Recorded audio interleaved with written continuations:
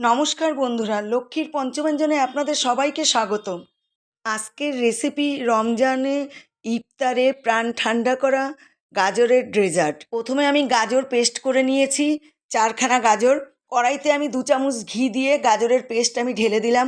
তারপর গাজরের রসটা যেই একটু শুকিয়ে গেছে, তারপরে একটু দুধ আর চিনি দিয়ে দিলাম, দিয়ে ভালো করে নাড়াচাড়া করে কিছুটা সুজি দিয়ে দিলাম অল্প করে, দিয়ে তারপর ভালো করে নাড়াচাড়া করে নিলাম। একটা বোলের মধ্যে ভালো করে সেট করে নিলাম গাজরগুলো।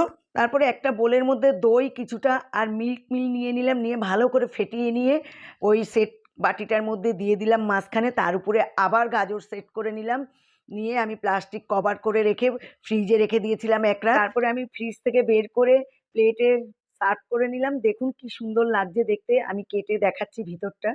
কালারও কি সুন্দর এসছে। এই ভিডিওটি যদি ভালো লাগে লাইক, কমেন্ট, শেয়ার করে দেবেন। আমার চ্যানেলে নতুন সদস্য হলে চ্যানেলটি অবশ্যই সাবস্ক্রাইব